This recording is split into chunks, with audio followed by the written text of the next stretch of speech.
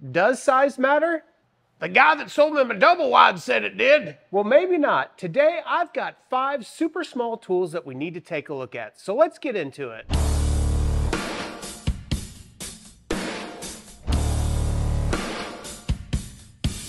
So every once in a while, I like to make a video that doesn't cost me an arm and a leg, and that's what we have today. And the 5 tools we're taking a look at today are not only small, but they're all less than $30 a piece. But the real question is, are these tools even worth the $30 that I spent on them? And that's what we'll find out today, as I haven't looked at any of these tools yet. So let's get into our first tool, which is probably one of the tools that I'm most excited about. And that's because not only is this tool less than $15, but it also complements a lot of other tools I have with my hand planes. And frankly, I really need to break these out more often. So I'm just one that dabbles with hand planes, and I just have a few of them. In fact, I only have 4. And the majority of them are number 4 hand planes. The first plane that I have is an Amazon Basics hand plane. Yes, that's a thing. The second one I have is the second plane that I got, and that's a Cobalt number 4. And lastly, I've got a Stanley Sweetheart number 4. But in all reality, I'd be lying to you if I told you I use those planes all the time, as typically I'm going with the DeWalt. But when I do reach for a hand plane, it's typically not one of these number 4s. It's actually a block plane. And this is my Flynndogg number 60.5 low angle block plane.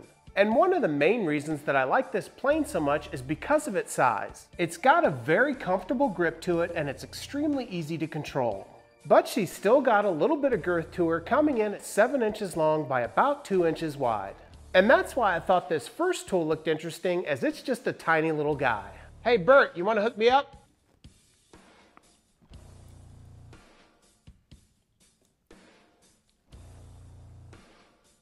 What are you doing? I don't know where they get off calling this plain yogurt. It doesn't taste anything like the real deal. Just hand me the tool. I got you, cuz. Here you go. So this is the Jorgensen number 102 low angle block plane. Let's take a closer look. So this little guy almost resembles a little toy. Let's take it out of the box and see how it works. So let's first start to talk about its size. Either I have very large hands or this thing is super tiny. In fact, if we measure this little guy, it comes in at 4 inches long by 1.25 inches wide. So let's take a look at its physical construction to see how this thing is put together. One of the first things that I notice is that it's very comfortable to hold. It even has a spot for your index finger right on top of the sole. Now there's 6 main pieces to this block plane. Let's take it apart and see how it's put together. First off, you'll notice the spin wheel. If we loosen this up, we can remove the lever cap. With the lever cap removed, we can now take out the blade. With that blade now removed, this exposes the blade adjuster nut as well as the threaded rod. With all the pieces detached, it leaves the body and the sole of the plane, which is cast from one piece of ductile iron. So let's first talk about the blade of the plane, which comes pre-sharpened right out of the box. The blade is flat ground at 25 degrees and sits bevel up in the body at 20 degrees, making the cutting angle at 45 degrees. The blade is 1/8 of an inch thick and is made from Pro Level 01 tool steel. Now, even though this tool claims that the blades are ready to use right out of the box, I always like to flatten the back of my blades and sharpen the bevel. However, for this video, we're going to use it as is. Now, I'm thinking about doing a video dedicated to blade sharpening in the near future, but if you're interested in plane setup, check out this video here, as I unbox the Stanley Sweetheart number 4 and we go over that entire process.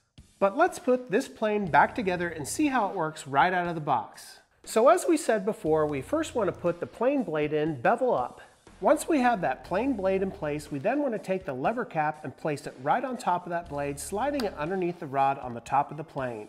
Once we have that lever cap in place, we can gently rotate the spin wheel to hold that blade in place.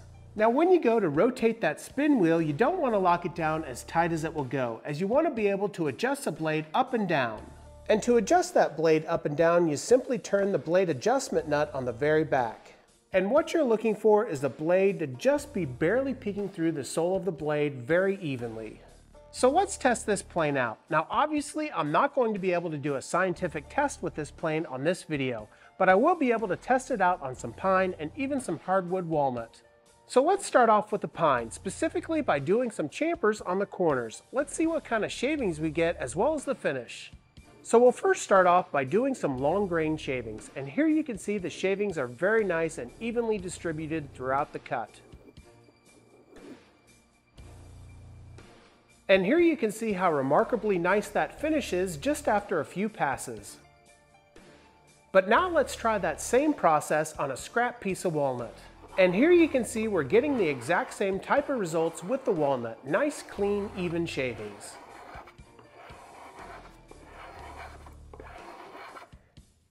And once again, the finish on that walnut is extremely smooth. But let's do the ultimate test and chamfer some edges on the end grain of that walnut. And that worked remarkably well in my book. So I'm remarkably impressed with the quality of this blade right out of the box. And I'm even more happy about the size of this plane and the ability to slide it into things like your shop apron. And for $15, you just can't beat it. In fact, this thing might replace my much more expensive $100 bench dog. Well, that's going to cover our first small, affordable tool of the day. Now let's move on to our second tool, which is hopefully going to provide some ammunition for the tool that I covered just a couple of weeks ago. So if you remember from a couple of weeks back, I featured a tool that I think is overlooked in woodworking, and that's the dual spindle dowel jointer. The price of this jointer can't be beat at just $150, and to me is a logical next step before you buy a domino joiner. But the ammunition for this jointer is kind of ugly, and what if you want to do some hardwood exposed dowels? Well, I don't know if you've been to Rockler, Woodcraft, or even some of the big box stores, but this tool costs less than some of the hardwood dowels that they're selling at those stores. And hopefully this tool can provide an endless supply of dowels for any species of wood that you have on hand. So let's check out this next tool. Birdie boy, what are you doing? What the hell you think I'm doing? I'm getting ready to go on vacation. I don't get it. You're such an idiot. You ain't never been on an exotic vacation, had you? Can you hand me that next tool? You know I got you, cuz. Here you go. So this is the Ganwe carbide tip dowel maker. Let's take a closer look. So inside the box, you're going to get the dowel maker itself along with a couple of hex keys. You'll also get a brad point bit as well as a mounting tool for your drill. You'll also get 3 mounting screws. So before we do anything, I'm going to take this tool and mount it to a piece of 3/4 inch plywood so that we can attach it to our bench. And this is done by taking the 3 holes on the bottom of the tool and mounting them to a piece of plywood with the 3 included screws. With the tool now attached directly to that plywood, I can now mount it to my workbench with a couple of MFT clamps. So now that everything's secure, let's take a look at how this thing works. To do that, we'll take those included hex keys and take this thing apart. So if we take a look at the jig, you'll notice that it kind of looks like Swiss cheese. There's all sorts of different size holes that correspond to the diameter of the dowel that you want to create. Now you may have noticed those 2 hex bolts in the center of the jig. Let's unscrew those to see what's inside this tool. So under normal circumstances, you would only be loosening the exterior bolt and then rotating the tool to the appropriate diameter of the dowel you want to create. But in this case, let's loosen up both of them. And to take the center of this tool out, we'll use the larger of the 2 hex keys. So if we look at the inside of the tool, you'll notice that there's a 4-sided carbide tip blade. That way you can keep this blade sharp up to 4 times. And that blade can be removed and rotated using the smaller included hex key. So obviously you're probably getting an idea of how this thing works. As you take your stock and rotate it with a drill inside this jig, that carbide tip blade will remove the edges, creating a perfectly round dowel. So let's put this thing back together and see exactly how it works. And in this case, I'm only going to loosely put in each screw. And with the 2 screws loosely put in, you can see how you can rotate the tool to give you the perfect diameter that you're looking for. Now, if you remember from earlier, I showed you that there's a brad point bit as well as a drill mount included with this set, and these are for larger dowels. Let me show you how this works. So let's first create a somewhat larger dowel with this square piece of walnut scrap. First off, I'm going to find the approximate center of the wood by connecting the diagonals on the walnut. Then I can use that brad point bit to pre-drill a hole in the center of that stock. After that, I can take that drill mount and screw it into that hole. With that drill mount attached to my stock, I can now place it into my drill and we can begin to create that dowel. And for this process, I'm going to set my jig to the largest diameter hole, and then we can creep up on the size of dowel that we want to create. So I'll first rotate the jig to the largest hole, and then I'll tighten down both of the hex screws. Once everything's tightened down, we can then send our stock through the dowel maker. Once we have our first pass made, we can then tighten down the diameter of the jig to the next largest diameter. Then once again, we'll send the wood through to refine its shape. And we'll continue this process until all 4 edges are nice and round. And this is exactly the point where I realized this was a tool that I was not going to be recommending. So let me show you exactly what happened. So if you look at the wood, you can see that the wood split right down the center where I placed that drill mount. So off camera, I tried it again, this time making sure that I was dead center in the middle of that stock. And guess what? The exact same thing happened. But this time, it actually bent the drilling mount. And hopefully you can see the wobble in this mount as I rotate it in the drill. I think what the real problem with this tool is that the blade is trying to cut off too much material at once. If they had that blade at an angle shearing off just a little bit less each time, I think this would be a valuable tool. And I don't want to spend too much time taking a look at duds today, so let's move on to our next tool and hopefully we can get some better results. So for the next item, we're going to go back to the hand tool arena and take a look at an accessory that I think is going to make our finishing look just a little bit better. So I already mentioned that I'm not an expert when it comes to hand planes. However, there is an alternative to the hand plane that I use quite often. And this is a tool that's so simple, cheap, affordable, and easy to use that I think every woodworker should have one. And if you haven't guessed already, I'm talking about a card scraper. Now I've taken a look at a lot of card scrapers on this channel, and if you want to see my favorite, which is made by DFM, check out this video here. Now, even though card scrapers are great, these are a tool that do require some maintenance, and this is something that I've neglected for years and years. Let's take a look at the kind of results I'm getting from one of my primary DFM card scrapers. As you can see here, I'm getting a lot of dust and not a lot of shavings. A sharp card scraper should give you a lot of shavings, which tells me that that card scraper isn't exactly sharp and it probably doesn't have a good burr on it. And it's that burr, as you can see from this diagram here, that actually cuts through the wood and creates that shaving. So how do we get one of these burrs? Well, we need a tool called a burnisher, and that's our next item that we're going to take a look at today. Whoa, whoa, whoa, whoa, whoa. A burnisher? Burnisher. Right, burnisher. B-U-R-N-isher. Burnisher. It's burnisher. Burnisher? Are you sure some Chinese company didn't name this tool? It should be a burnisher. You got a point there. Hope you don't get burned by this burnisher. So this is the old school burnisher. Let's take a quick look. So there's a lot of burnishers out there. Burnishers out there, but this one's a little bit different. There's one made by DFM that I almost purchased. However, there's a reason why I got this old school one. And that's because this old school burnisher comes with something that a lot of these burnishers don't have, and that's 2 handles. This will give you a heck of a lot more stability when you're riding out on top of that card scraper. So how do we use one of these burnishers? Well, I'm no expert, but I have done a little bit of research. And this by no means is meant to be a tutorial on how to sharpen a card scraper, but it is a quick and dirty method. The first thing that I'll do is I'll take my card scraper and place it into a vise, or in this case a screw clamp, and tighten it down. With my card scraper now in a vertical position, I'm going to take a fine metal file to the top of that scraper. And here I'm just making sure that I'm keeping that metal file at a 90-degree angle to that card scraper, going in one direction, scraping the very top of that scraper. Once I've scraped the top a few times, I should begin to see shiny metal right on the top of that scraper. Once I have that top completely flat and the shavings on the side removed, I now can apply the burnisher. And this is what will hopefully create that burr on the very top of the scraper. I'll simply take my burnisher at 90 degrees to that scraper and run it back and forth, creating that burr. And this is where the 2 handles on the burnisher come in really handy. It gives you a lot of stability and allows you to maintain that 90-degree angle. And it's at this point, if we take our fingers and run it up that scraper, we should begin to feel that burr along the edge. So now that we have that burr created, let's take a look at the difference between how that scraper cuts. And just take a look at those nice, wispy shavings that we're getting off that wood. It's a big difference than the dust we were getting from before. Now I still have a lot to learn about sharpening card scrapers, and I'm sure a lot more experienced people can leave some comments below on the proper way to sharpen these card scrapers.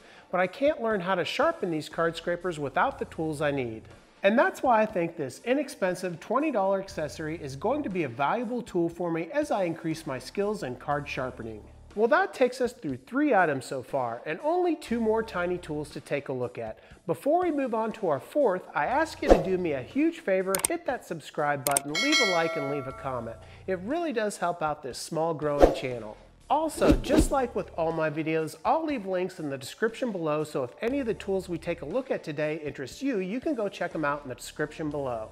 Also, if you like the shirts I wear in my videos or want to find out other ways you can support the channel, check out my website, www.flynndogwoodwork.com. Now let's get back to the tools. So I recently just did a short on universal wrenches, and this reminded me of a lot of wrenches I've taken a look at on this channel. Some of these wrenches were just plain awful. And some of these wrenches have a good idea, but they have their limitations.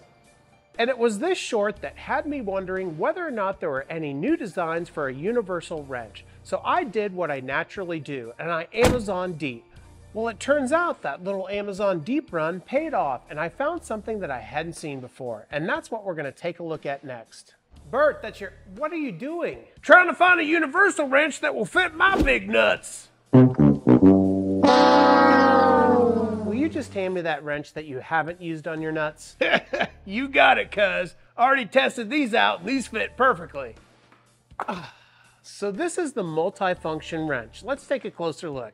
I'm not sure I want to touch this. So I'm pretty sure this one's made in China, judging by the English on the box. It matches a variety of nuts, but not just a handful, many handfuls. Now, although my wife would probably disagree with me, I typically don't have a handful of nuts. But I do, however, oftentimes have a handful of wrenches, and that's exactly why I got this tool. And it was the design of this tool that really caught my eye, combining 8 wrenches into one tool. And here's what this tool looks like. As you can see, the handle is directly in the middle with the larger sockets on one side and the smaller on the other. And this wrench is designed to accommodate a variety of different sized nuts, including 3/4 inch, 11/16, 5/8, 9/16, 1/2, 7/16, 3/8, and 5/16. Not only that, but it can also accommodate a variety of different shaped nuts. The real power of this wrench comes in the unique way you change the size of the socket. You simply rotate the socket and it locks into place into any size you need. And that's kind of the real power of this tool. I'm notorious for grabbing the wrong wrenches that I need, going over to my workspace and finding out that I grabbed the wrong ones, only to go back to my toolbox and grab another one that's still not the right size. But with this tool, I can simply take one tool with me, test to see if it fits, rotate, and test again until I find the exact fit I need. And the metal on this tool is magnetic, giving you assurance that you're not going to lose your nuts as you're placing them onto your bolts. Not to mention it's got that comfortable rubber grip right in the middle to give you full control. And all this for less than $15. So if you're in the market for an 8-in-1 multifunctional wrench, this may be the tool for you. Well, that's going to take us through 4 items and only one more affordable tiny tool to take a look at. Now this next item we're going to take a look at has to do with the need that I have for some cabinets I'm building in my shop. Now in building these cabinets, I'm pretty sure I'm going to run into a situation where I'm going to need some shims. The problem is there's really only one type of shim that's available to me in my local stores, and that's your standard wedge shim. But in watching other YouTube channels, specifically Michael Alm, I noticed he was using a shim that I'd never seen before. Now I wasn't able to find the exact shims that he uses, but I did find one that I think might work just a little bit better than his. And that's because they have a couple of features that I don't believe his have. So let's take a quick look at this next item and see what it's all about. Yo, B-Man! What are you doing over there, bud? Making a simple doorstop, of course. Shoulda known. Can you hand me that next item? You bet, bud. Here you go. So our next item is the 100-pack set of Handi-Shims. Let's check them out. So inside this set, you're going to get 100 different shims. You're going to get 24 1/4-inch shims, 24 1/8-inch shims, 26 1/16-inch shims, and 26 32nd-inch shims. Now one really nice feature of these shims is the predetermined thickness of each shim. This automatically gives these shims a second purpose to be used as spacers. Want an 1/8-inch reveal on your drawers? Well, these shims can get you there. If we take a closer look at the shims, you'll notice that they each have a wedge on the very end. This allows you to squeeze them into place if you need to do that. But you also probably noticed that these shims are segmented. This instantly allows you to transform one shim into 6 spacers. By simply breaking the shim apart, you'll end up with 6 spacers and 2 wedges. Lastly, you'll notice that once these shims are broken apart, they each have a round hole that's countersunk. This allows you to drive a screw in for a more permanent hold. Now, one of the most important things about these shims to me is that they are reusable. This means that I can use them for setup for reveals on things like drawers, cabinets, and even face frames. Which is why I think these Handi-Shims will be making a lot of appearances on future projects on this channel. Well, that's going to wrap us up for today. Make sure you check out my website, www.flynndogwoodwork.com, to check out some of my t-shirts and ways that you can support the channel. Well, 4 out of 5 winners today is pretty good, and hopefully I saved you a little bit of money before you went out and purchased a Dowel Maker. Thanks again for joining me, and if you haven't already, make sure you hit that subscribe button, leave a like, and leave a comment. It really does help out this small woodworking channel. Until next time, take care as always.